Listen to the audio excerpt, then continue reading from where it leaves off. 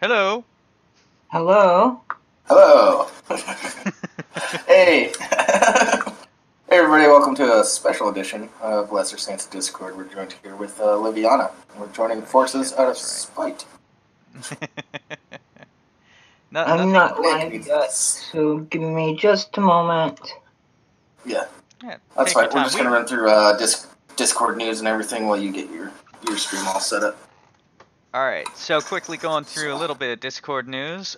We officially have a tech support channel, both voice and text, primarily for use during the midweek.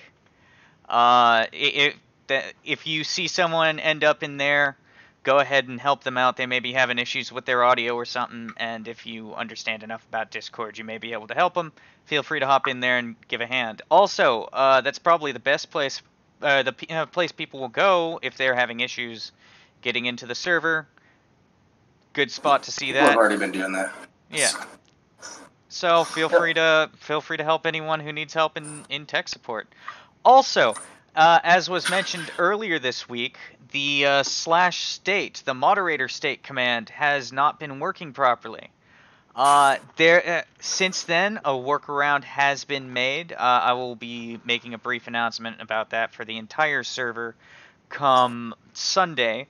But just a heads up to everyone. Been fixed. Yeah, the state thing's been fixed. It's been mostly fixed. Yeah, it's a weird little, but yeah.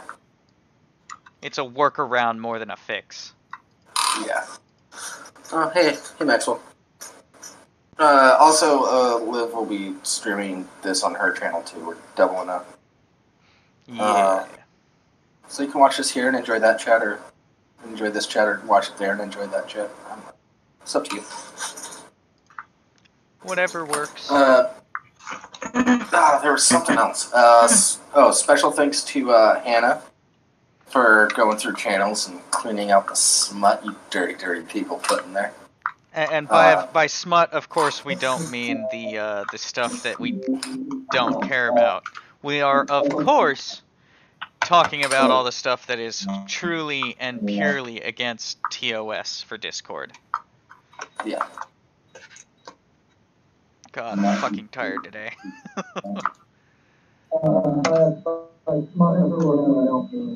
What is going on? Shit. Liv, you're bleeding through. Just so you know. Okay. Anime. Don't recognize you. Oh. Yeah. So, what else? There was something else that happened in the Discord this last week. I got a response on the official Discord stance on gore. It's about as clear as mud as you'd expect. Fix it. I'm not sure. Can't hear anything now. We can't hear anything either. That's good, except for your voice. Come on. Come on.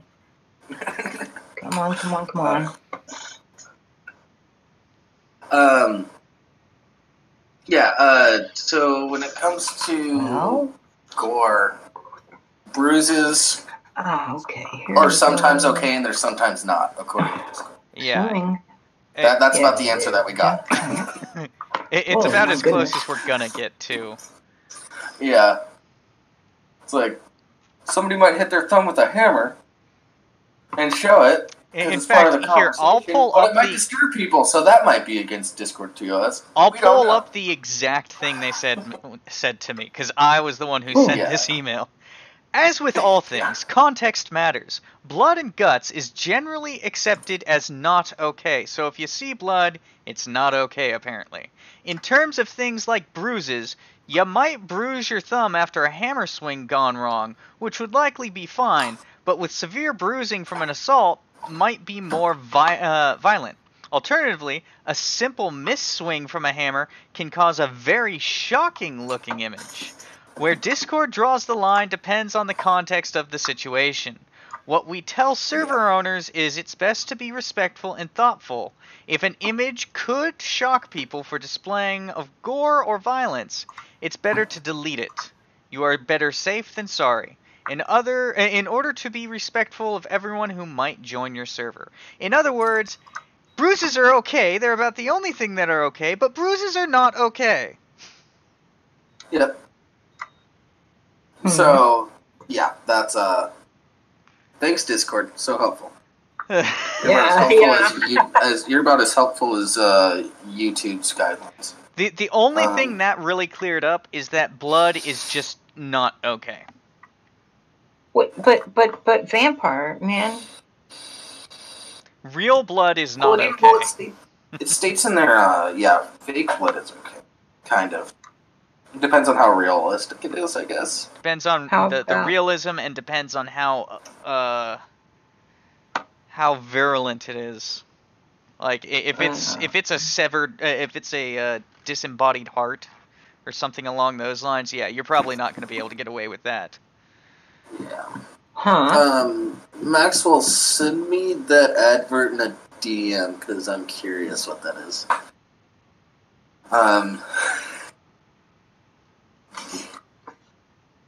Yeah. Oh, jeez. I swear there was something else, though. You'll remember it as soon as we move on to something else. Guaranteed. That's how it always happens. It always happens. It's right after the first article. It's like, oh yeah, all this other shit happened. I am now live, so let me quickly run through my intro here. Clocks. So, hello, good evening, and welcome to Republic News.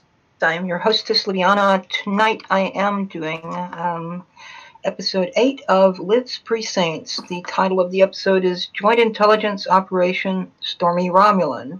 For those who don't know what that means, good. And with me this evening, I have two co-conspirators, Jables Bugley and Rimshee. Call me Kyle, I just opened up a monster. Uh-oh. Alright. Of the Lesser Saints of Discord podcast, which does their precinct show at the same time as my own. We have joined forces this evening to fight back against, what shall we call this? The this disrespect that The tyrannical taking of audiences with Nick. I don't know. Operation Fuck You. Oh. Yeah.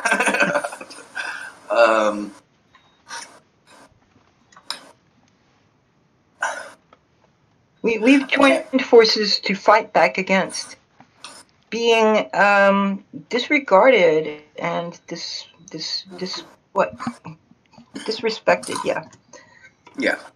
by a certain person He knows who he is. who shall remain Everybody nameless. knows who he is. If you're in here, you know his name. The infamous Wizard of Cause. Nick, who keeps streaming at the same time we are. So. He will remain nameless. Now let's name him!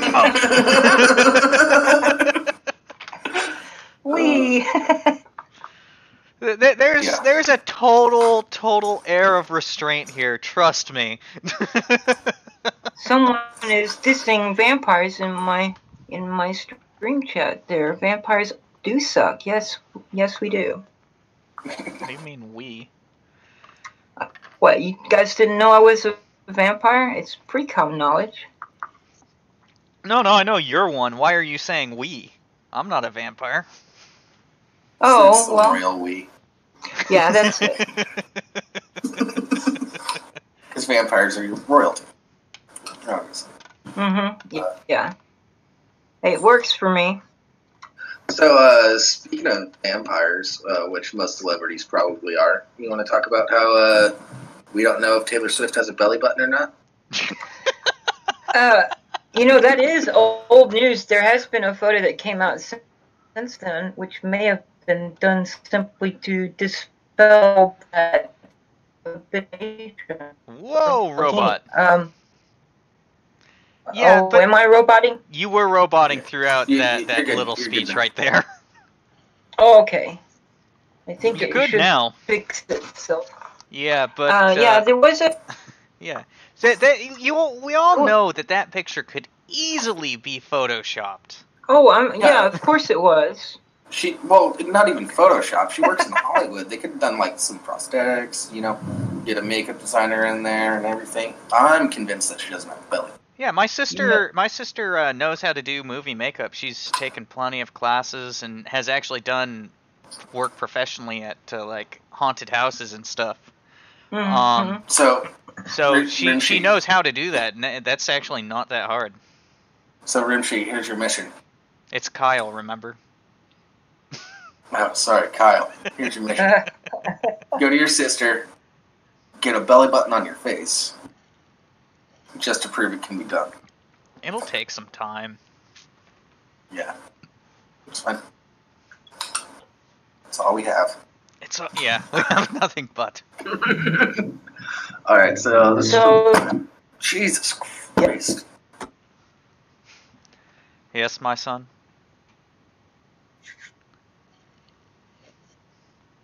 And My upstairs neighbors just decided to rearrange their apartment. So, I might be muting myself occasionally for that. Good.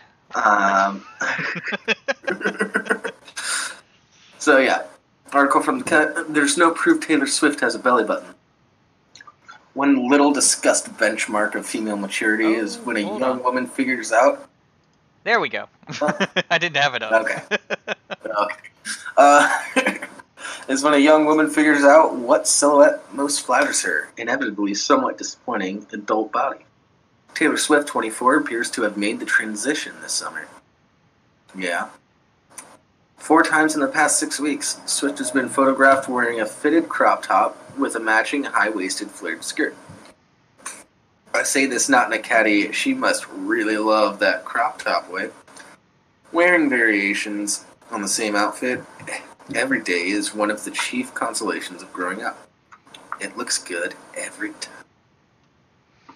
But Taylor Swift, who looks tall and thin, even standing next to BFF Carly Kloss, could pull off whatever unforgiving outfits get sent down runways. Why would she choose a uniform? Choose a uniform that, by exposing the narrowest part of the waist, flatters most. One cut theory is that it allows Taylor Swift to capitulate to the crop top trend without exposing her belly button. thereby maintaining android-level physical perfection.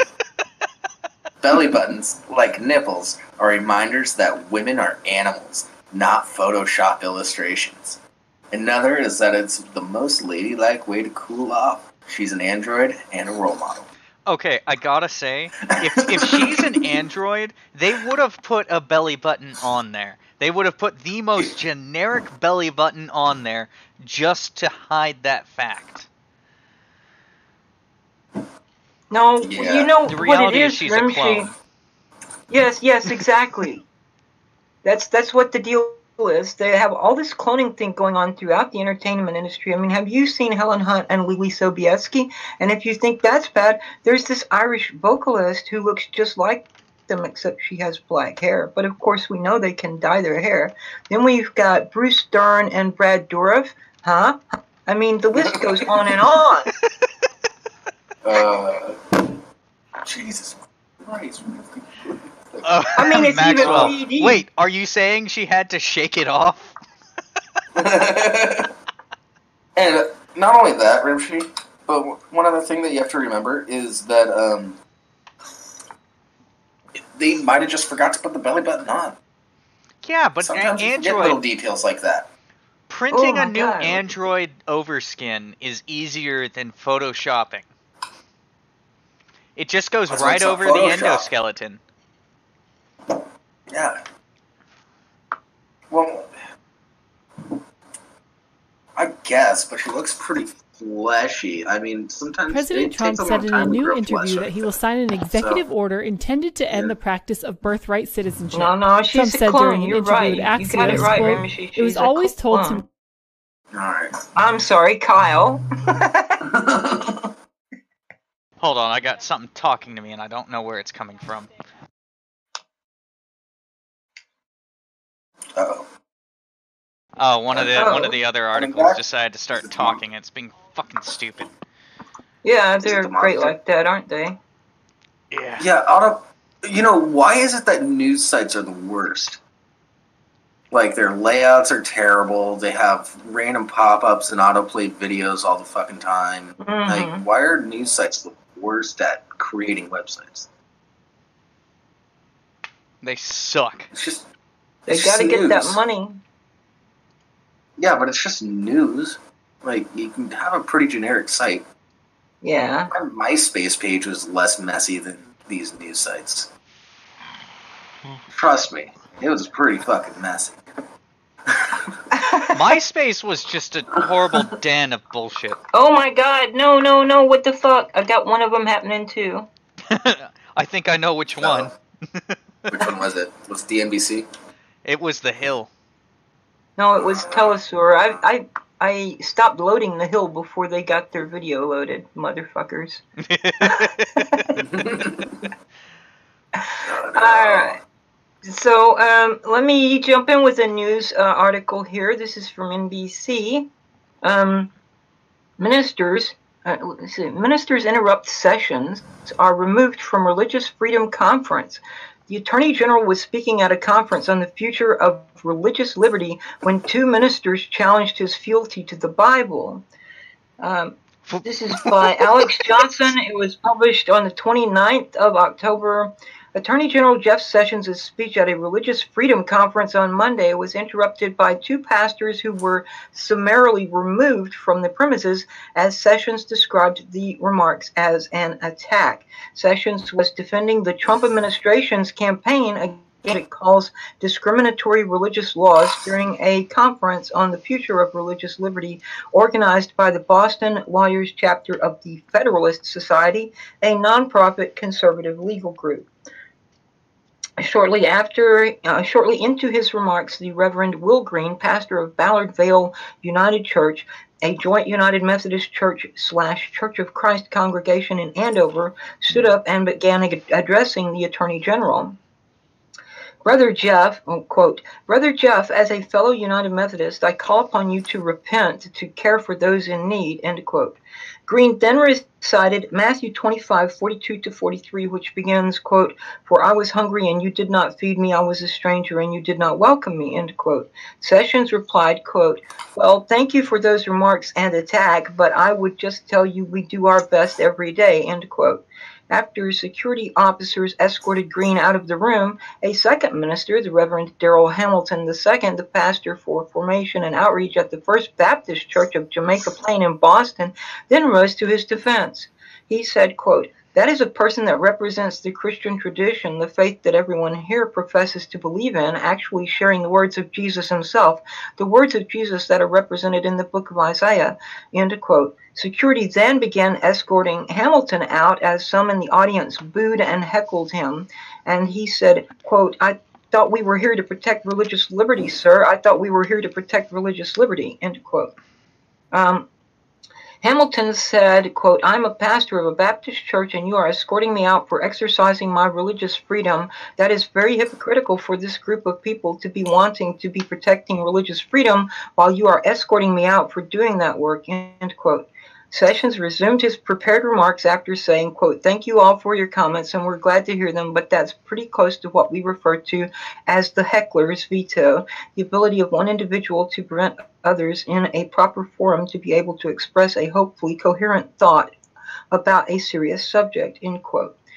In an interview with Religion News Service afterward, Green said he interrupted Sessions, quote, "because his entire political agenda is antithetical to the gospel of Jesus Christ.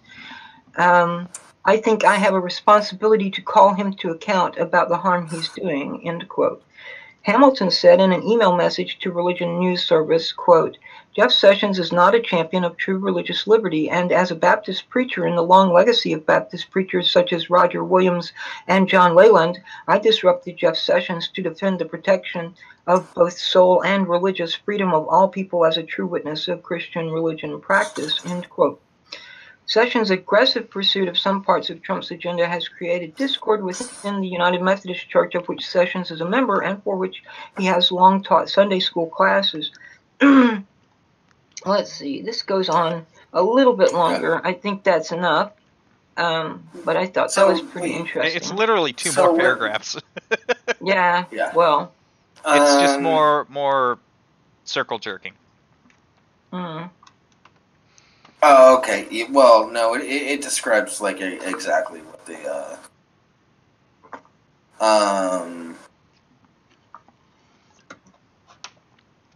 yeah, so they're just talking about the zero tolerance policies on immigration. Yeah. That's why they were banned. Which is weird because they also didn't Trump make it so that pastors are able to preach from the pulpit, like, and get people, sway voters from the pulpit? Didn't he do that? I don't think that's possible, no. I don't know. I heard something about that. Was that as far as I know, that should have always been a thing. You could easily make the argument that, hey, they can sway people from the pulpit by preaching, hey, this is what we believe, and since you believe this is who we should vote for based on our faith. Well, no. See, that's the separation of church and state. Separation of church and state. They're not allowed to do that and maintain their nonprofit status. They can. They're not supposed to. Yeah, no. I'm not gonna argue with the ethicality of it. I'm saying I think that it is permitted. It's the same thing as. No, it's not. You cannot endorse any particular candidate from the pulpit. You can talk about issues, yes, but you can't endorse any candidate. It's the same rules as a nonprofit organization. Yeah, well, right. Yeah, well, I still think that that's bullshit, because, I mean, prime example would be Planned Parenthood. They're getting taxpayer money, and they're using it to get people to they're giving it to candidates and to ballot initiatives in order to sway the vote. If they're getting tax money, none of that money should... Here's the difference.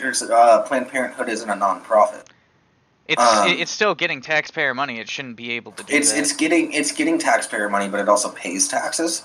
Churches and nonprofits do not pay taxes. That's why they're not allowed to do that.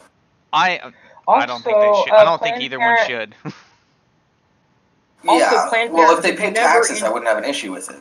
But Planned Parenthood never endorsed a candidate until 2000. They endorsed Hillary Clinton, and since that time, I've given them not another dime. Same thing goes for several other supposed women's organizations. Human Rights Campaign, which is the kind of the big name LGBTI advocate group. I don't give them any money because they're all endorsed. Huh? The Alphabet Soup Advocate Group? Yeah, I don't like to use all those different letters. I just say LGBTI. That's enough. Anything else should be able to fall under one of those letters. No, see, no, it's LGBTQAAI. No. And don't even start with the quilt bag thing, because that's just offensive. Yeah. Yeah, but the issue is that churches, they have closed books. Government can't see their books at all. So we don't know what's going on with that money, for one thing. Nonprofits have to have open books. But also on top of that, they both don't pay taxes because they're not profits or they're religions. So that's why they're not allowed to endorse candidates. They can definitely discuss issues and everything, but they aren't allowed to specifically endorse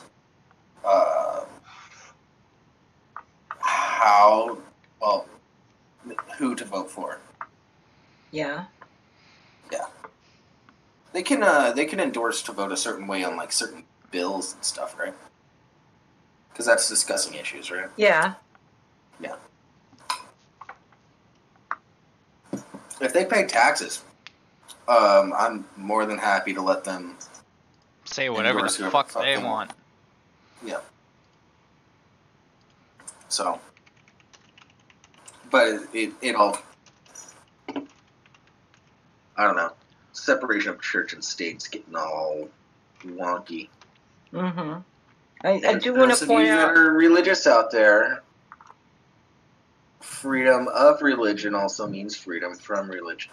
Yes, it does. I also want to point out that the Baptist guy who was talking about soul liberty and referencing Roger Williams was speaking in a long line of Baptist tradition. Roger Williams established the first Baptist church in America back in the 1600s in Providence.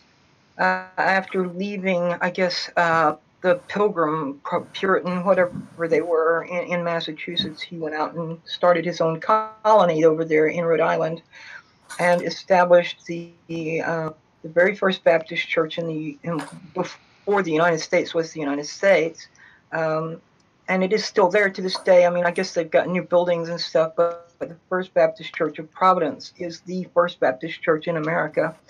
But one of the things that Williams taught very explicitly was the idea of soul liberty.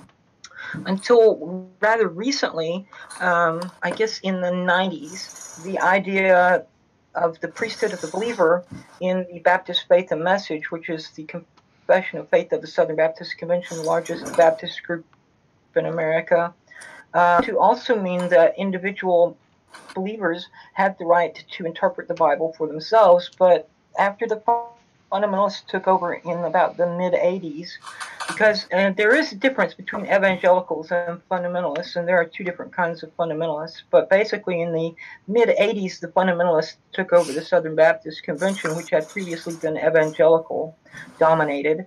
Anyway, after they took over, they kind of nixed that so that now they think they have only the ministers have the right to interpret the Bible for you, which is what the Catholic has done historically. That even in Vatican II documents, there's a document that says the religious must make the believer, what does it say? I can't remember the exact word, but anyway, people must make a religious submission of the intellect and will to all four classes statements by the magisterium. And only one of those four class statements is supposed to be double, unquote. But according to this doc, doesn't matter. You have to submit your intellect and will to these statements, even when they're inconsistent with one another or contradict other statements by the magisterium and so forth. But yeah, a soul liberty is a very interesting Oh, a little bit of roboting there. Roger Williams then later went on to become a separatist. He called himself, and he left the Baptist Church and just did his own without any particular dogma. And then after that, he became a seeker, where he wasn't tied to any kind of Christianity at all and was just roaming around trying to find his path. Yeah, and this is why we have over 40,000, or probably a lot more than that, different denominations of Christianity. Yeah. Nobody can agree on anything. John, Why would chapter 17 of John has a statement that is the prayer of Jesus, saying, my prayer for them is that they all be one, as I am one with you, Father, and the world will know that they are Christians because they are one, and blah, blah, blah. And I'm like, well, that didn't work out real well, did it? Hell, in any given southern town of any size, you're going to have at least 2 and probably 3 different Southern Baptist churches, not to mention, landmark Baptists, primitive Baptists. Free Will Baptists are a little different because they came out of the Anglican tradition instead of, the Southern Baptists and these guys are more Calvinistic, whereas the Free Will Baptists are more Arminian. So they came through the Methodist Church, out of the Methodist Church, and formed their group. But yeah, that didn't work out too well. Yeah. So, I gotta say though, my new setup has already made this podcast a lot easier to deal with. Yeah. With that said, let's lighten things up a little bit and find out what happens when you drink an entire bottle of weed lube. Uh-oh.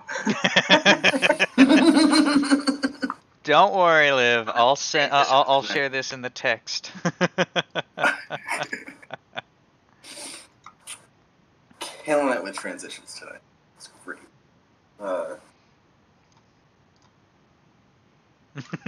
I'll go ahead and read this one. What happens when you drink an entire bottle of weed lube? After suffering chronic yeast infections for years, I thought all natural THC lubricant would be the answer to my prayers. Instead, it put me in the depths of hell, in the depths of a hell of my own making. Fucking talking. I got my first yeast infection at age 11. Right after... God, this is weird. This is probably weird hearing coming out of my voice. I got my first yeast infection at age 11, right after my first period. I was in middle school, which made the experience all the more hellish. I remember realizing that I was becoming a woman, though I didn't exactly know what that meant, and desperately trying to convince myself that the things happening to my body were good and positive. I took comfort in the fact that soon this would all lead to me having boobs. And then I transitioned. I think Rimshee, you're the perfect person to read this, especially for this next paragraph. I already read it. My vagina was a bloody, yeasty war zone. Oh my God. To top it all off, I wasn't even old enough to understand what was happening, though I had been through sex ed, and I had been raised by a mother who firmly believed in blunt honesty when talking with children about sex. No one thought to tell me about yeast infections. I began to wonder if this is just what it's like to have a vagina. Maybe all grown women experience this kind of pain in their vaginas all the time, and it's only bothering me because I'm not used to it, or because I'm a wimp. But soon I told my mother about the itching and burning, and she explained what was going on. This was followed by a traumatizing experience involving my mother inserting a little egg-shaped ball of antifungal cream into my vagina. Oh, goodness. What the shit? God. This is just Jabel is doing his best to find weird shit. I'm not sure if he actually intended for me to read this, but let's continue. I intended it. These yeast infections annoyingly persisted, and when I became sexually active with my first boyfriend around age 15, the frequency increased dramatically. This is when I discovered that my vagina is allergic to just about everything. All latex condoms and about 99% of store-bought lubricants will cause me to have a crippling yeast infection. Holy crap. Hey, Chris, what do you think about this coming out of my mouth of all people? Okay, where was I?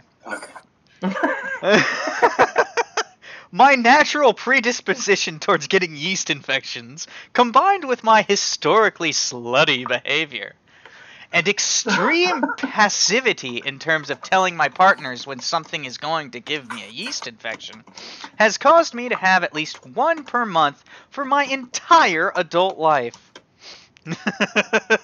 Damn. God damn one! Wow. Get your vag under control.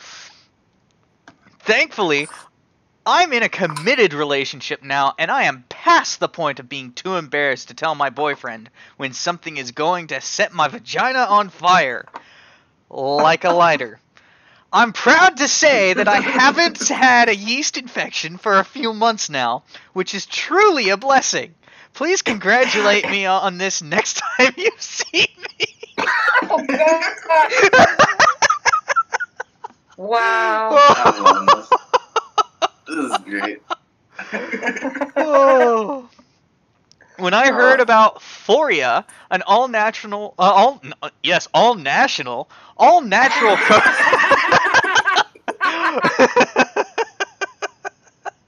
Are we getting into all right territory? No, it's an all-national, all-natural coconut oil-based marijuana lubricant.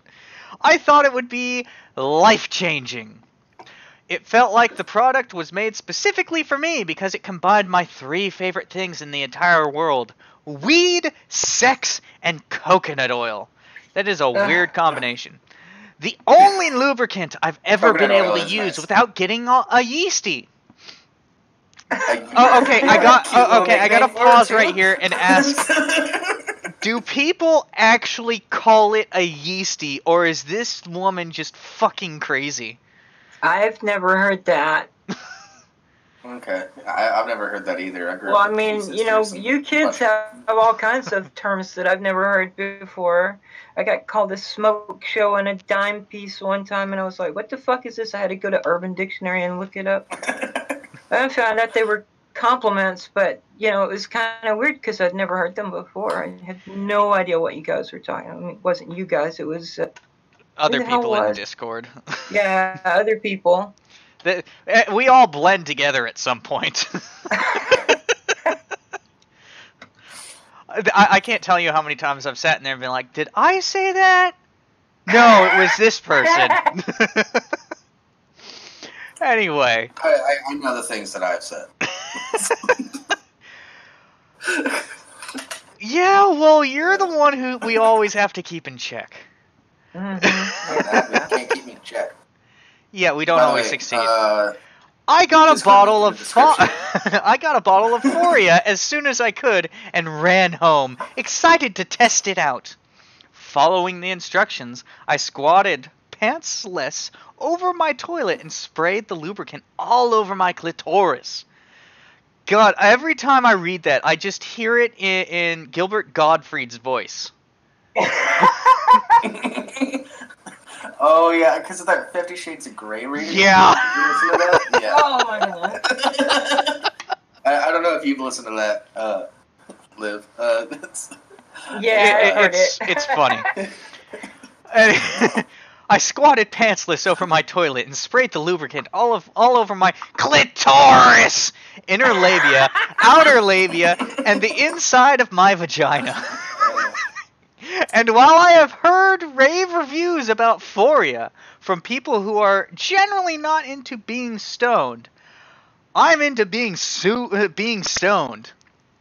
I did feel a euphoric, relaxing sensation in my body and genitals during sex with Phoria, but I was disappointed that I wasn't actually high. I love the idea of consuming THC through my vagina, but the weed lube was just not having the psychoactive effects on me that edibles normally have. Well, yeah, it's not supposed to. I mean... Yes, Cats, you're right on. Cats, you're right on time for me to say clitoris.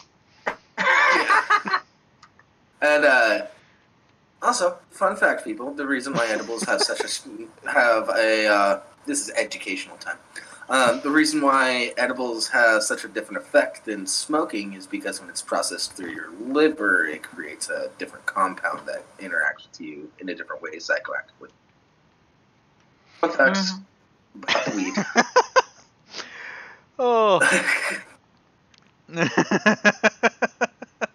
So I did what any normal stoner would do in this situation. I drank the lube. Oh my god. And here's a picture of her. I have no idea what's going on. But let's keep going. Now, this isn't as irrational as it sounds. Bullshit. When I bought the bottle of Phoria at my local dispensary, the bud tender, a young woman about my age, mentioned that she also purchased a bottle and then quickly realized that she had spent $80 on a bottle of lube but didn't have anyone to have sex with. She told me that she told me that she'd experimented with spraying it in her mouth and realized that it does, in fact, get you high. I guess if you have lube that's technically edible and no one to fuck, yeah, spray it in your mouth. You can give your hand a blowjob. Hearing this was a huge comfort for me. Even if I didn't like it as a lubricant, at the very least, I could spray some in my mouth and catch a buzz, right? Oh boy.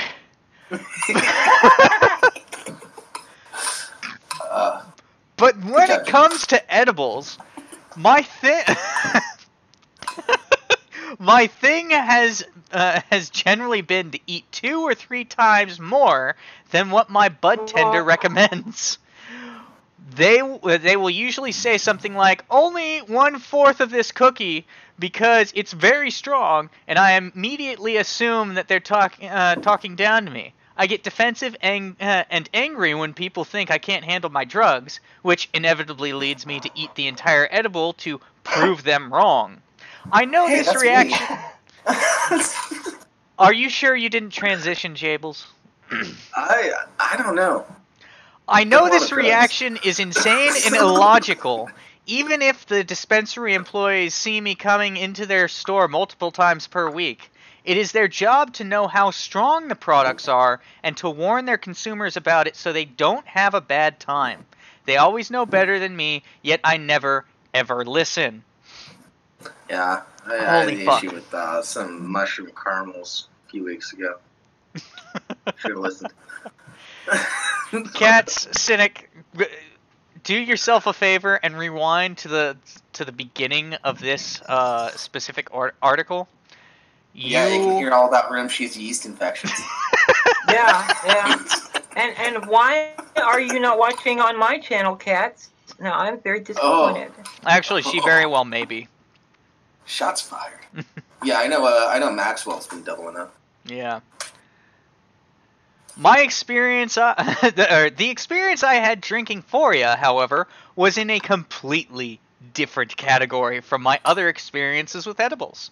A bottle of Phoria has 450 milligrams of THC in it. I didn't know this. A suggested dose for most edibles is about 25 milligrams, and that is already a lot.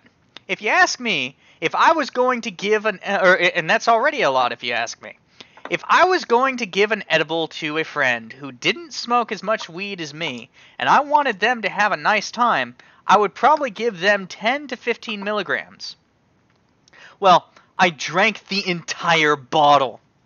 All 450 milligrams of the THC down my idiotic gullet. Holy shit. For a little bit of context for you non-weed smokers,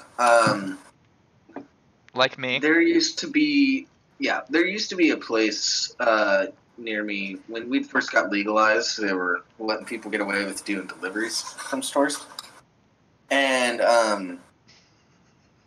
there was this company that had 75 milligram bottles of pink lemonade. It's fantastic shit. However, I was sitting down, just sipping on the pink lemonade, playing video games. I got about a third of the way through the bottle, and I just sunk into my chair, and I got lost in my video game, even with the map. So that much, that's a shit ton. That's like Joey Coco Diaz levels of THC. If you don't know who that is, get more into stand-up comedy. All right. Yeah, down my idiotic gullet. I assumed it had very little THC in it, and that's why it didn't get me high when I put it in my vagina. As it turns out, that was because THC is absorbed differently through your vagina than through your digestive system. No shit. See, I was right in my education segment.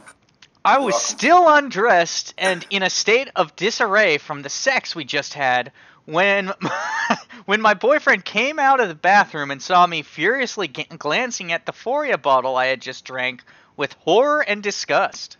"What's wrong?" he said, probably assuming I felt another yeast infection coming on. "I drank it," I said, tears welling up in my eyes. God. "You drank a bottle of lube," he said flatly, sounding not at all surprised to find out that's what I had done. "Yeah," I said. It has 45 times the recommended dose of THC in it, which I didn't realize when I drank it. Now I'm afraid." I really like this girl, honestly. My boyfriend comforted me by mentioning how it was almost time to go to bed. Anyway, so the worst case scenario would be waking up a little groggy the next day, right? Nope. I was high for the next 3 days. 3 full days. As I write this now, I still sort of feel like I am coming down.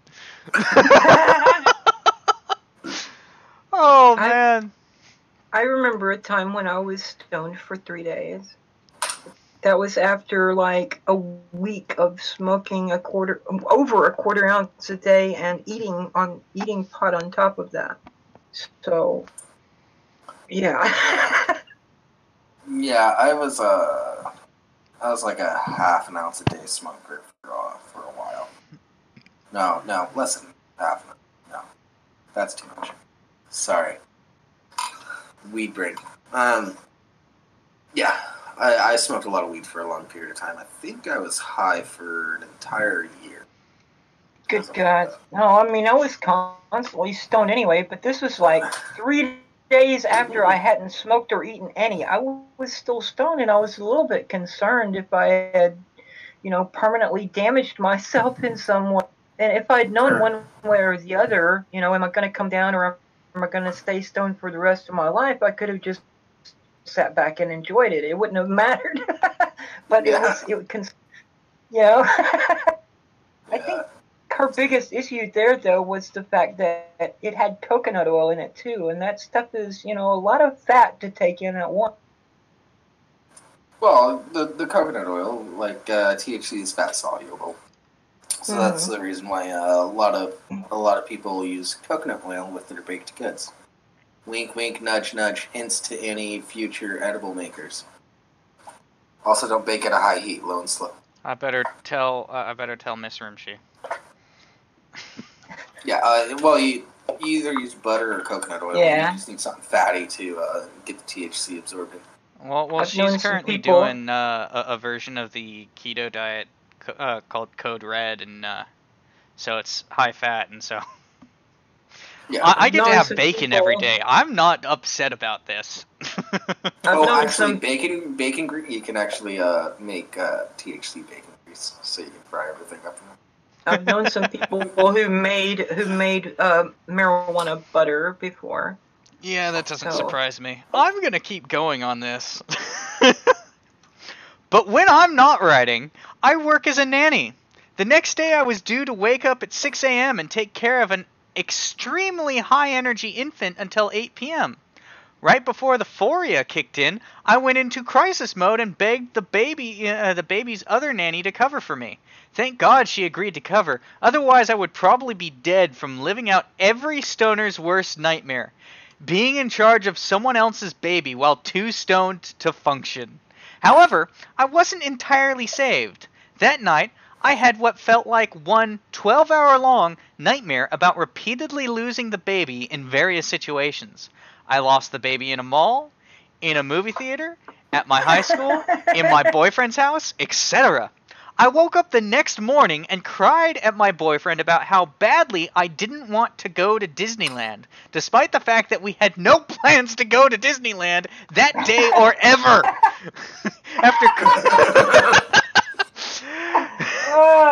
After calming me down, he tucked me back into bed with a big bag of salt and vinegar potato chips and turned on Gilmore Girls. After hallucinating that Lauren Graham's face was morphing into Ryan Gosling's face Huh? You know, they kind of do look similar. for just a few seconds at a time, such that nobody besides me had ever noticed, I proceeded to nap for 4 hours. I woke up with potato chips all over my body, then asked my boyfriend to help me wash off in the shower because I didn't feel capable of doing that on my own. I also vaguely remember having a mild panic attack about the fact that I didn't know where our cat was. We don't have a cat. Yes. The next few Oh my days God. are a blur of snacking and crying. There are 10 text threads on my phone that I don't remember typing, and mysteriously empty bags of Cheetos strewn about my apartment. I think the mystery's solved about the Cheetos. Drinking Phoria weed lube. Rating 2 out of 5 stars. Note, I do not recommend drinking a full bottle of any kind of lube, including and especially not weed lube. Although a few sprays of the weed lube in your mouth would probably lead to a mild, pleasant high. Goodness. Wow. Beautiful. Beautiful. Holy shit. I don't know what to say to that. Gold mine of an article that I had to use for the crossover.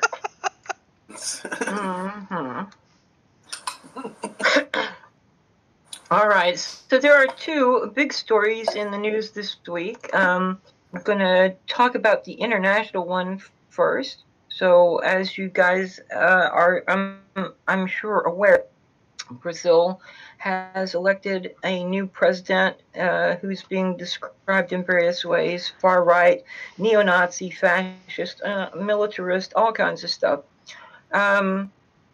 There's been a lot of chatter about it in some of the other servers I'm in. There are, of course, people on both sides of that, and it's been an ongoing kind of sniping back and forth at each other. I've stayed out of it for the most part because I just want to see what they're, how they're going to interact with each other. It's kind of amusing. This is a Bolsonaro article? Yeah, Jair Bolsonaro. So I have an article here from Telesur English that says, or Telesur America, or whatever they are. TelesurEnglish.net. It's Telesur English. So the article is Bolsonaro vows to leave UN. It's where communists meet. I love it. This may actually be able to follow that article. Yeah. This is from the 28th of October. Brazil's right-wing presidential candidate Jair Bolsonaro threatened to take Brazil out of the UN, what he calls a meeting place for communists. As Brazilians are at the polls on Sunday deciding between leftist Workers' Party Fernando Haddad and the far-right Jair Bolsonaro in a runoff presidential competition, comments from Bolsonaro are resurfacing where the Social Liberal Party PSL candidate said that if elected, he would pull Brazil from the United Nations because it's full of communists. The former army captain announced at a military ceremony held in Rio de Janeiro on July the 22nd, quote, "If I am president, I will leave the UN. That institution is of no use," end quote. Bolsonaro, who has been nationally and internationally criticized for his sexist, racist, authoritarian, and neoliberal comments, said during the event 3 months ago, quote, "I will leave the UN. It's no good. It's a meeting place for communists and people who have no commitment to South America," end quote. The comments are part of a long series of controversial statements made by far-right Bolsonaro over the past several years. In 2011, he told Playboy magazine that he, quote, "would be incapable of loving a homosexual son," end quote. And in a 2016 documentary, Bolsonaro claimed that homosexuality had increased over the decades due to, quote, "liberal habits, drugs, and because women began to work," end quote. In 2017, at a speech in Rio de Janeiro, he said that, quote, "Afro-descendants do nothing. I do not think they even serve as reproducers," end quote. The candidate also promotes anti-feminist policies and gender inequality. The Brazilian candidate has gained wide acceptance and voter support in South America's largest economy, capitalizing on quote, "social frustrations that have permeated society in Brazil and in Latin America in general," end quote. Pablo Meriguet Calle, historian and expert in anti-fascist movement, told Telesur in a prior interview. There's the entire article.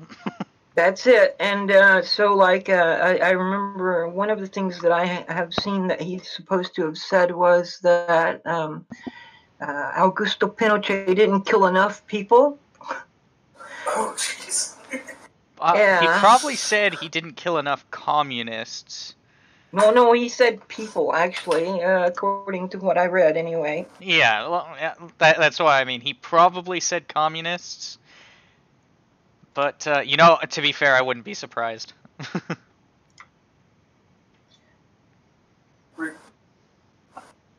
Rimshee, don't be mean to the lady from the previous article. I'm not being mean. I'm being honest. I don't admire her research or reasoning skills. This weed. This is weed lube. I'll put it all in my gullet, without reading any of the label or anything like that. But anyways, so yeah, I started off liking this guy, and then I slowly didn't like this guy so much.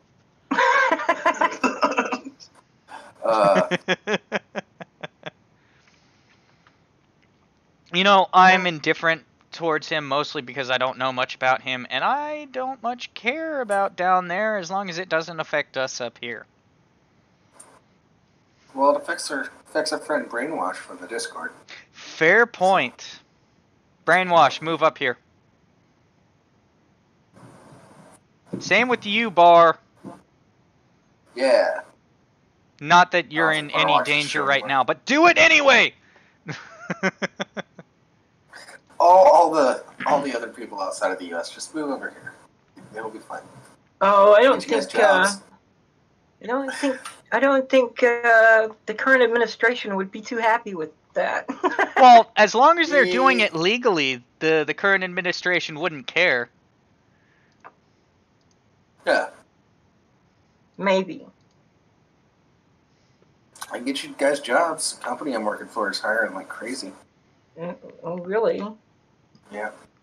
All you have to do is massage his prostate. No.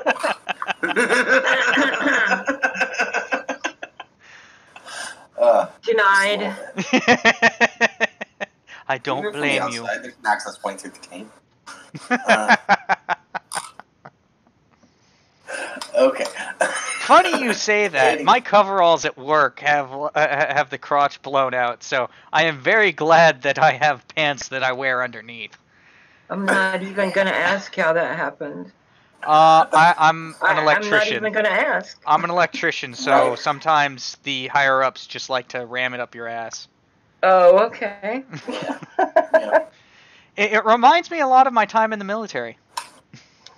Yeah, I can see that. Oof.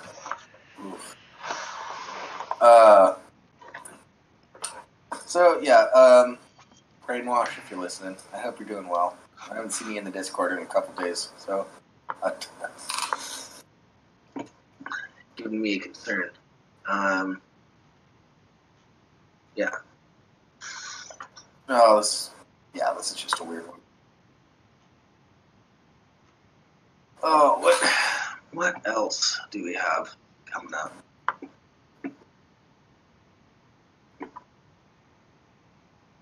Let's see. You did have that mattress thing. We covered the two I really wanted to cover. I don't care too much about the mattress thing unless you want to cover it. We don't have time for like 2 articles. So. Well, I did just see one in the. Serious ones, I did see an potentially interesting article in Voice Text 1. What's that? Florida man. Here, it's a Florida man article, but it's not your standard Florida man article. Here, it's in the text chat. Yeah. Okay. Yeah, because Yahoo wants me to enable cookies. Like, I wouldn't do that.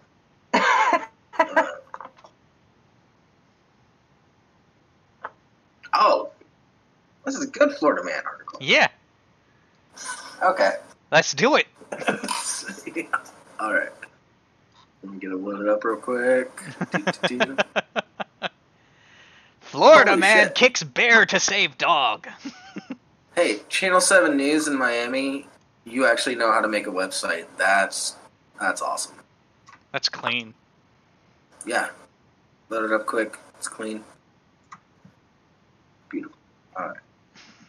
Brainwashed is alive. I spoke to him on Halloween. Unfortunately, I was too drunk to hold a decent convo. Congrats, cats.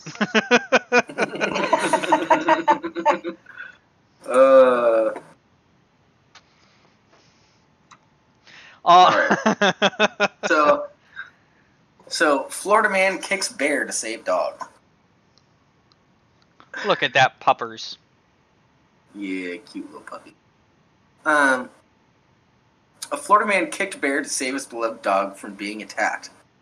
According to Fox 35, the Fulgham family saw a group of bears in their backyard and initially wasn't worried. However, the situation quickly went from cute to deadly when one of the bears attacked the family's Yorkie, bitch, I don't know how to say it, mixed gator after he managed to get out of the door.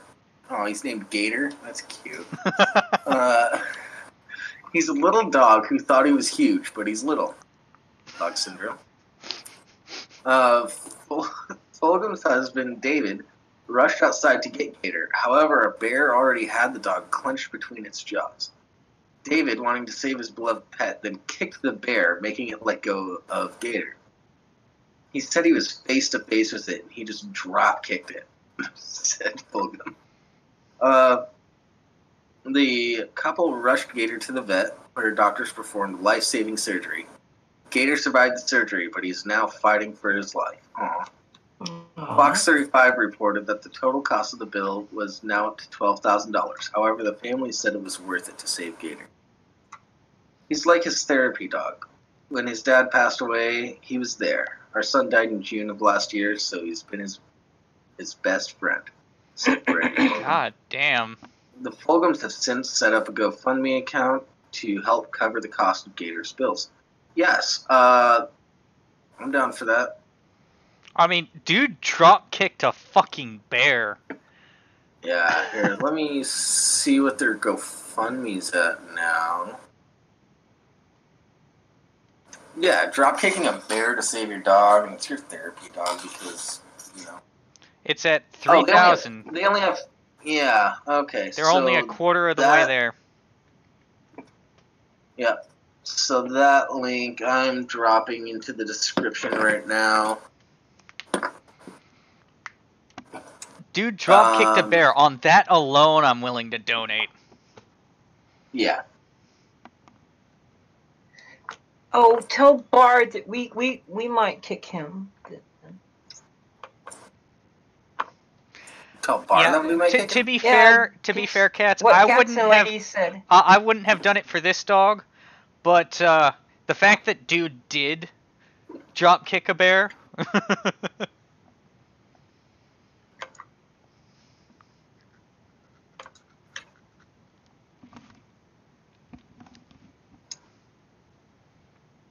Yeah. Yep. All right. Okay. You guys probably can't see it unless you refresh, but the link will be in the description for you to see later. Yes, and I'm including all of these links in my video description as well. So here's the question I have for you. Would you drop kick a bear? Forget that it's for this dog. Would you drop kick a bear? Or would you rather just spray weed lube in its mouth?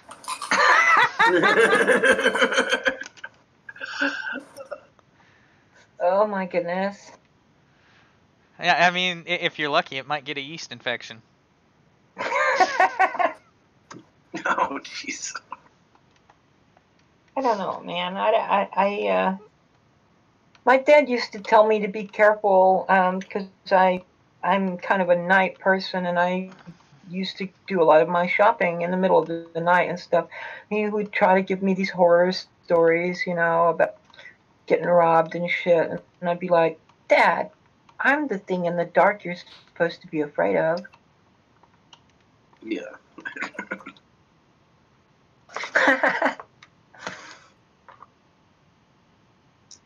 So the other big story this week has been Trump talking shit about ending birthright citizenship. He tweeted out something 2 or 3 days ago, I guess, where he was kind of, you know, posturing that he was going to do this, and after people pointed out that, well, let me just read. This is from the 30th. Trump says he will sign executive order banning birthright citizenship. President Trump said in a new interview released Tuesday that he will sign an executive order intended to end the practice of birthright citizenship. He said during an interview with Axios, quote, "It was always told to me that you needed a constitutional amendment. Guess what? You don't," end quote. Axios reports that the White House is preparing an order that would declare an end to the long-standing staple of America's immigration system that would set up a new battle for Trump at the Supreme Court over the 14th Amendment, which states that all persons, quote, born or naturalized in the United States are citizens of the United States and of the state wherein they reside, end quote. Trump, in the interview with Axios, insisted it was possible to make the change through an executive order in addition to an act of Congress. Quote, "You can definitely do it with an act of Congress, but now they're saying I can do it just with an executive order," end quote, the president added before stating incorrectly, quote, "We're the only country in the world where a person comes in and has a baby, and the baby is essentially a citizen of the United States with all of those benefits," end quote. Canada also has birthright citizenship, as do most of the nations in South and Central America. The United States and Canada are two of the only developed countries in the West to have birthright citizenship, however. The full Trump interview is set to air Sunday on Axios on HBO. Trump refers to the right of citizenship granted to anyone born within the country's borders as ridiculous and expressed surprise that anyone outside of the Oval Office knew about the White House's plans. Quote, it's ridiculous, and it has to end. I didn't think anybody knew that but me. I thought I was the only one, end quote. Yeah, the president's reported plan to end birthright citizenship comes amid some of his administration's strongest rhetoric surrounding a caravan of thousands of Central American migrants bound for the U.S., where many members plan to apply for asylum.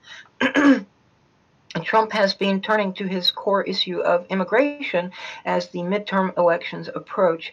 The midterms will be a test for Trump, as Democrats are seen as the favorites to retake the House majority.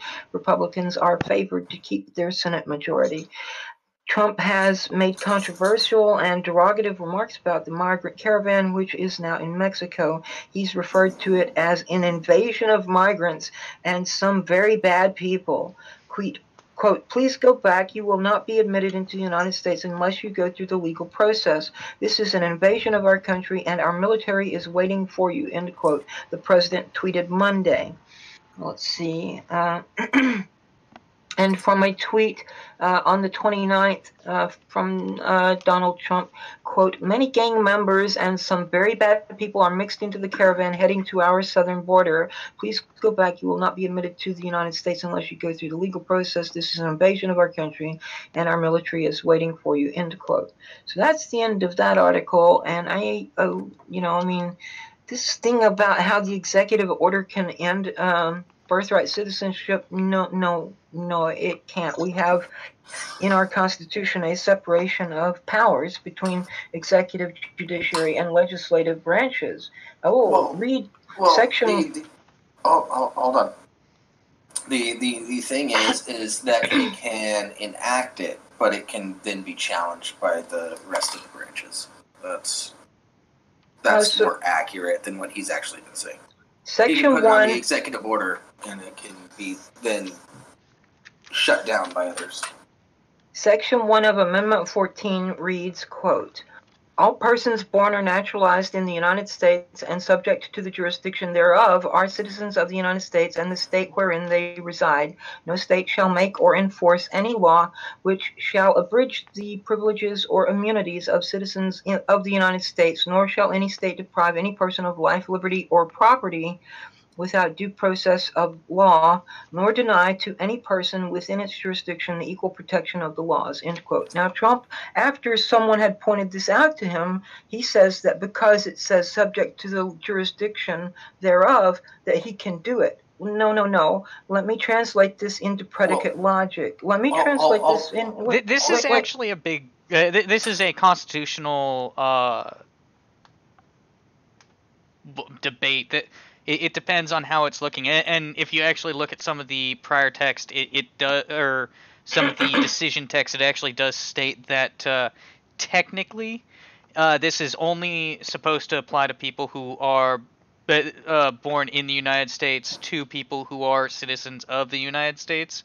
However, there has that's been... That's one way of looking at it. There's two different ways of looking at it. Well, no, that's where it originated. But on the other hand, there was a Supreme Court case where, I think it was in the late 1800s, where the son of a couple Chinese immigrants who had spent his entire life in the United States, pretty much, had gotten to a Supreme Court battle over him having citizenship, and because they were non-citizens at the time, the U.S. was denying him citizenship, but he won that court battle, and he was able to have citizenship. So let me reread the first sentence of Section 1 of Amendment 14. All persons born in or naturalized in the United States and subject to the jurisdiction thereof, comma, are citizens of the United States and of the state wherein they reside. Now, I'm going to translate that into predicate logic. for any X, if X be open parentheses, open brackets, born in the U.S., close brackets, or open brackets, naturalized in the U.S., close brackets, close parentheses, and open parentheses, subject to the jurisdiction of the U.S., close parentheses, then X is, open parentheses, a citizen of the U.S., close parentheses, and open parentheses, a citizen of the state in which they reside, close parentheses.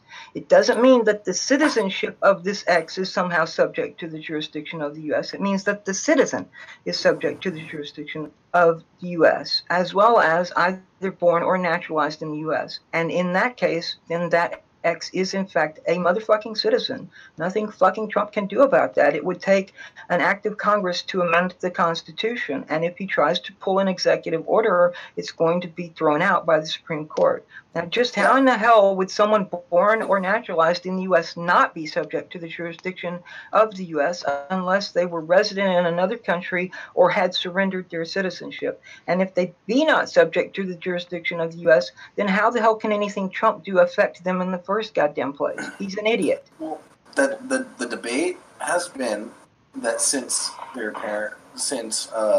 if the parents are illegal immigrants, they are not technically subject to laws in the U.S. because they're still even if we go abroad, we're still subject to the laws of the U.S.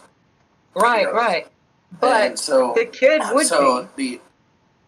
The kid not necessarily. That's, I mean, it depends on how it's viewed. That's the whole debate. That's the whole debate. I agree it'll be shut down by the Supreme Court regardless. So yeah, but I would say it'd be shut down based on precedents from that. I'd say it'd be shut down based on the precedent from that prior court case I mentioned.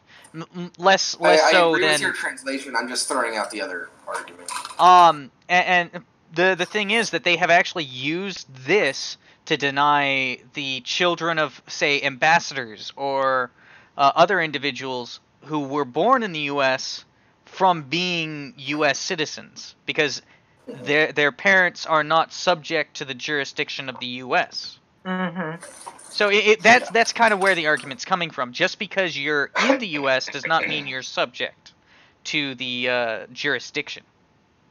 And that's where the whole argument is. I don't think that an executive order would be able to hold up, but either way, it's going to get eyes on this actual issue, and that's probably mainly what he's trying to do. Is trying to stir up the shit pot in order to get people looking at it. Yeah. All right. So in a related little, it's not really news because it happened on Twitter, but Twitter's not news. What is the president? Yeah, I think it counts as news. No, I don't mean what the president said. And this is a conversation that was going on between myself and a few other people. So this one guy who's like one of these partisan Democrat loyalists was trying to claim that Obama had something to do with gay marriage. And I was like, no, he didn't. The Supreme Court did. It just happened under his watch. That's all. So he says, here's what the tweet actually said. This person, I don't know if this is male or female. There's no discernible avatar, and the name is, ambiguous. But this person says Barack was against gay marriage before he helped it become a reality. And I said, Obama didn't help gay marriage become a reality. The Supreme Court ruled on the question. So then this person comes back and says, did he veto it? And my response is, are you really this ignorant? A president cannot veto a ruling by the Supreme Court. And then I tweeted out 2 screenshots of this saying, this is what the people who say that Green Party members don't understand government or politics think. These are the people who tell us we don't understand how our government works or how politics works. And this idiot doesn't even know that a president can't veto a ruling by the Supreme Court. So there you go. Yeah, right? I'm very much a libertarian in mindset. Not big L, of course. I'm not Libertarian Party libertarian. I'm just... Give me all your guns and all your drugs! Fuck the government! Yeah. Not that libertarian? No, I'm not that libertarian. But I think if you wanna love, or if you love someone who's not the opposite sex of you, I don't care. It's not affecting me.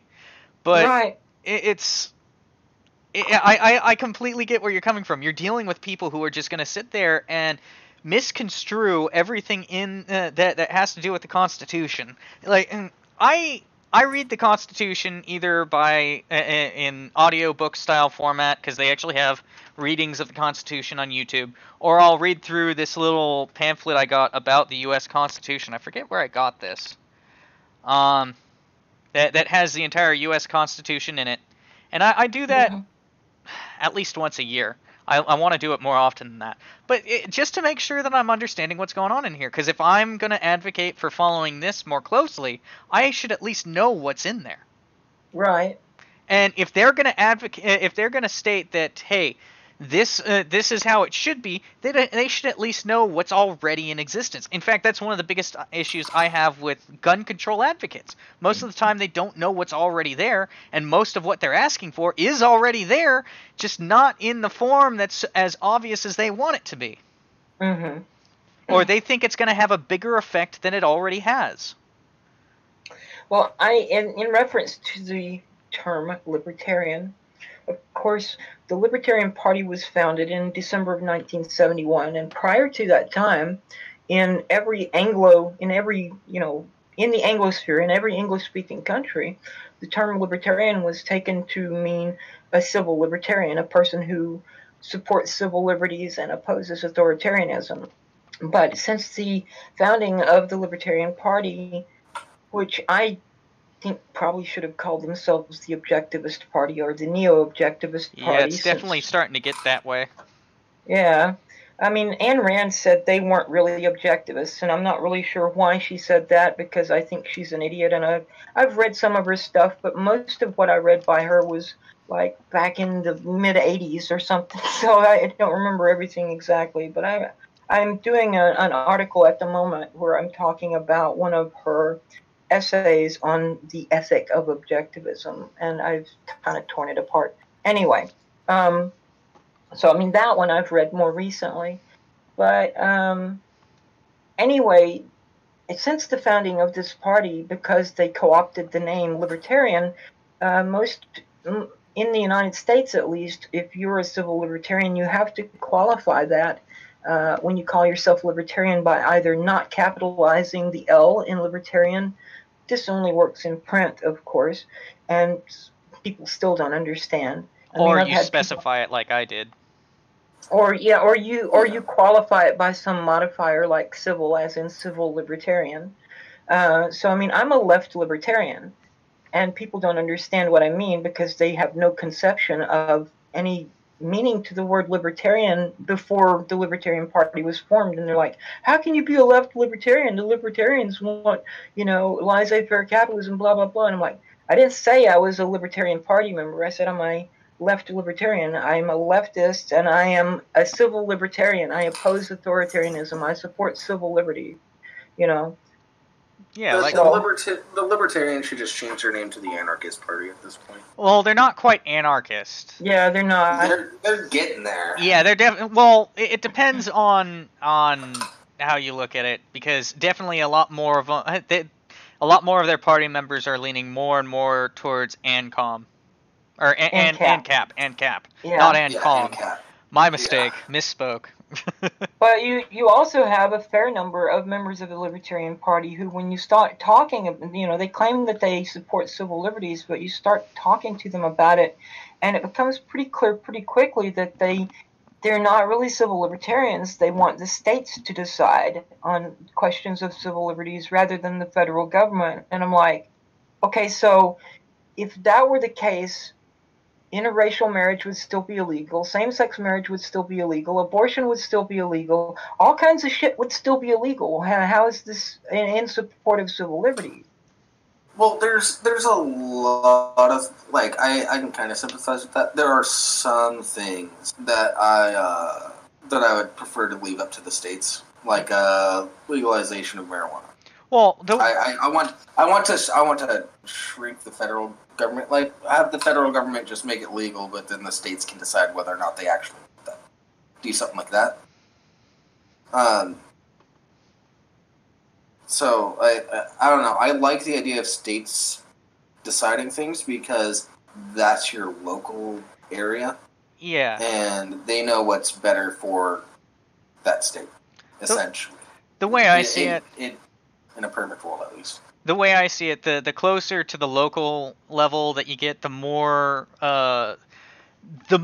easily is not the right word, but I'll just use it for now. The more easily it should be to pass legislation, because at the local level, it affects a smaller group, but you also know more what that level is. However, at the higher levels, though, it should take a lot more effort to get anything passed. When something does get passed, it should hold the weight that something that is difficult to pass holds.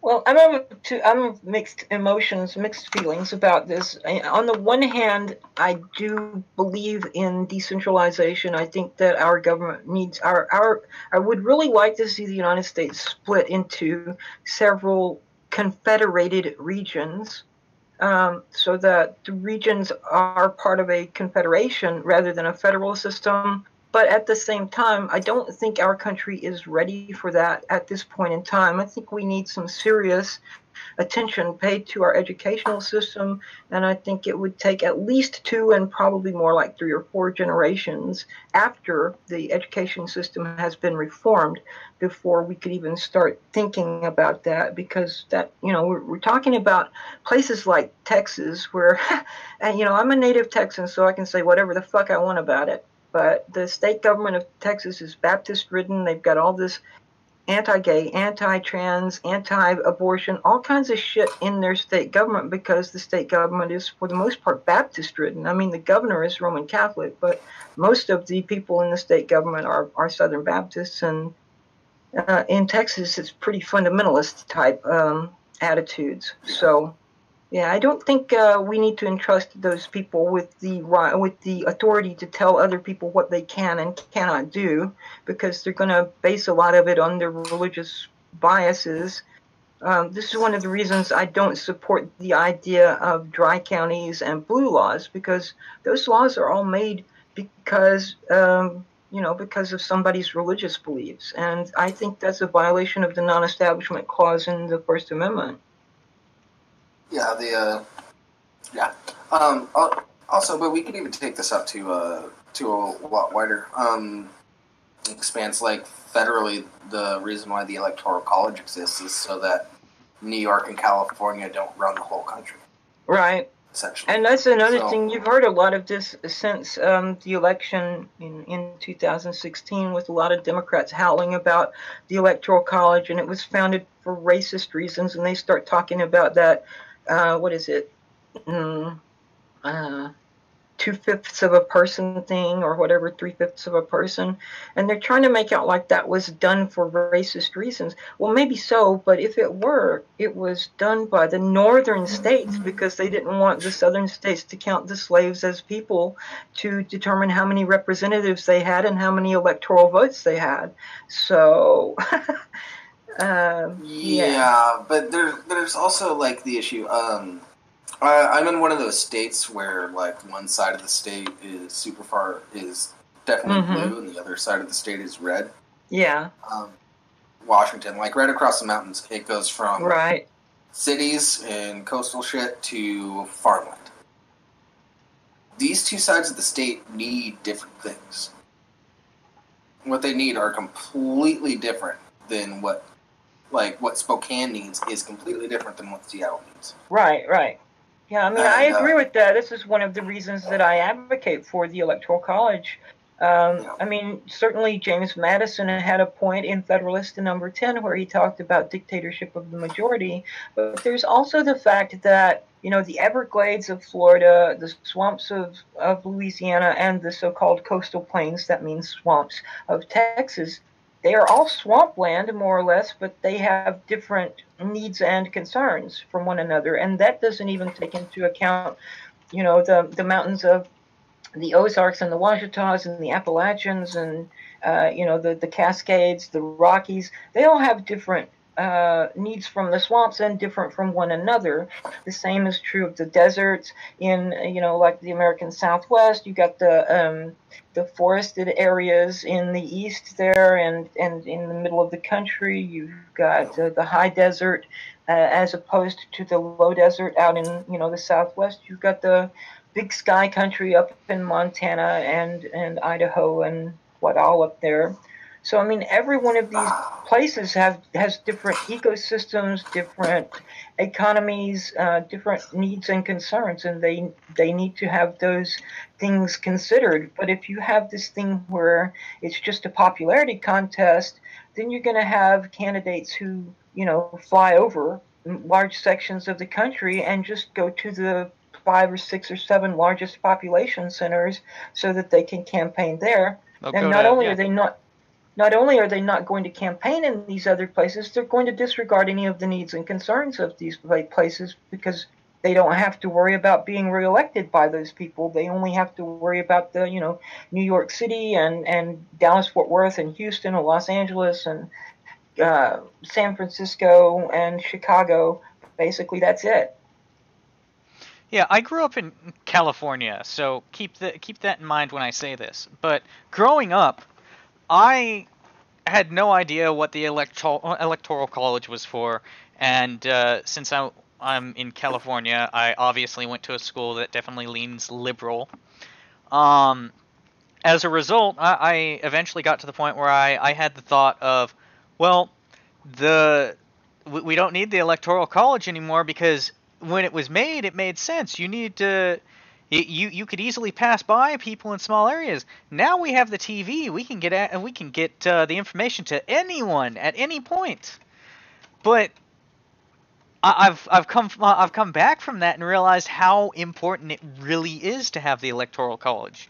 Just because you don't, because of the fact that you would not need to necessarily fly there in order to get your message out there, does not mean that you don't need to put your attention to that area. The electoral college means that Florida, the People's Republic of California, New York, these places don't decide for the rest of the everything.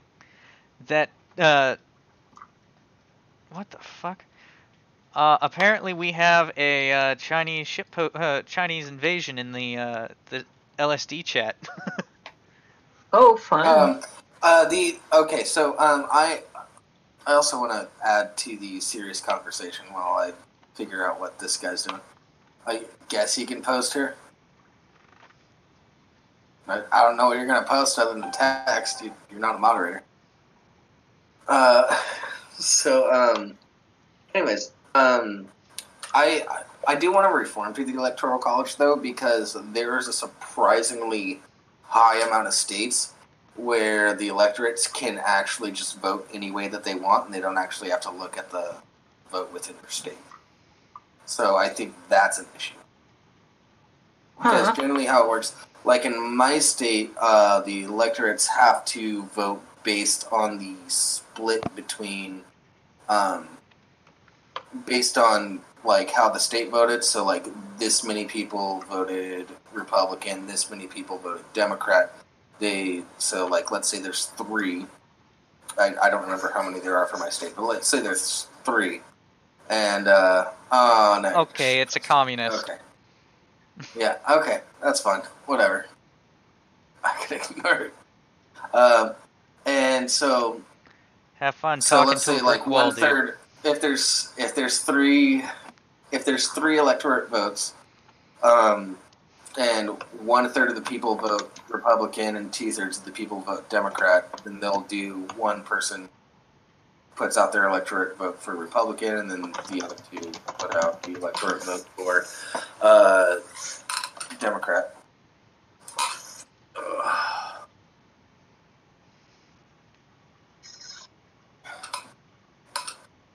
I don't get what this guy's spamming for. Why are you spamming, huh? I mean, if you want to talk about this sometime, you're more than welcome to come on my channel. We'll discuss it. But, yeah. Pop into the Discord. Yeah. pop it in the Discord, see how that works out for you.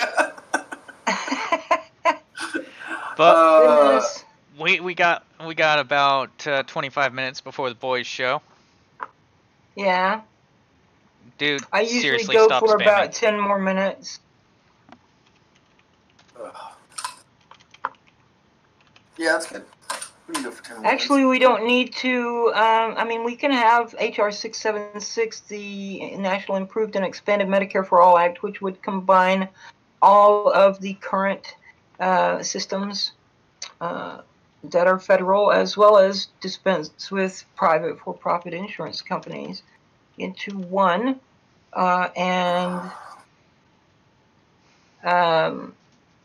we don't actually need to defund anything or increase any taxes because we have a fiat currency. This ain't the Weimar Republic. We don't have a currency that's backed by money, by a commodity anymore, which means that inflating the currency doesn't necessarily inflate prices or raise the cost of living. Now, if we still had a gold-backed currency, it would, but we don't. So all that shit about the Weimar Republic and Venezuela printing money, blah, blah, blah, it doesn't apply to us. We have a fiat currency. Yeah, well, what we do,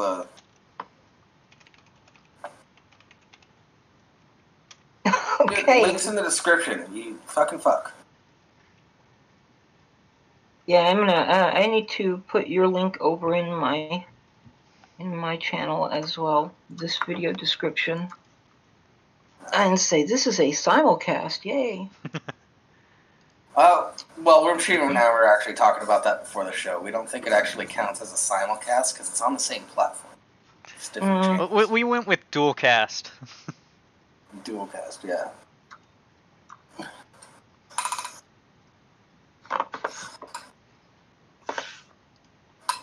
Okay, dual cast. I It looks like probably, our friend is now in the server. Cool. Oh my god, what the fuck? Come on, type right. I'm just gonna toss a little warning to everybody.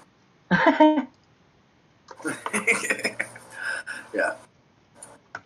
Yeah, do you we guys know don't what guests are discriminate. going We to just be on? shitpost.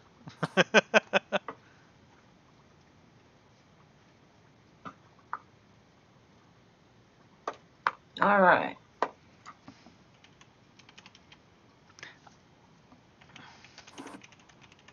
What? I do in my Discord. Pause, Aline. Oh, jeez. Our show's Okay, based so- on the YouTube Saints show, so we just use their Discord because that's where we all started. Yeah, it's the Lesser Saints Discord. It's where the mods give you Discord news and everything. So we do the pre-show, and we give people news about what the changes are and things that they need to do and how to help other people out that are joining in. Mods aren't necessarily available. And I just talk politics. We just talk shit. We talk about chicks that eat entire bottles of Wheatley. I talk about social, political, economic, and other philosophical things for the most part on my channel. So, I mean, if you're into that, come check me out at Giovanna Liviana channel. And, I don't just stream, I do videos as well, although I haven't done a lot recently. I did 2 this past week, which is probably the most I've done in several months. But I am working on doing research right now for a new video, which once I get everything researched and written, I'll be recording that and putting it up as well. I can see people are already ready to have fun. If you check general of the YouTube Saints. Yeah. So, I don't know. Since I'm also on your channel, I don't feel comfortable doing the full outro that I usually do. This has been a fun spin-off game. Yeah. Yeah, I got to talk about my yeast infections. Yeah. YouTube Saints coming up in about 20 minutes. I don't know who they have on as a guest, but whatever. Yeah. And, yeah. Been a good night. I'll see everybody next week. Yep. Until next time, have fun, but stay safe. All right. All right. And, Oh, and check out the last podcast on the left. Check out the and Discord. I'm stopping my stream. And we are transitioning out.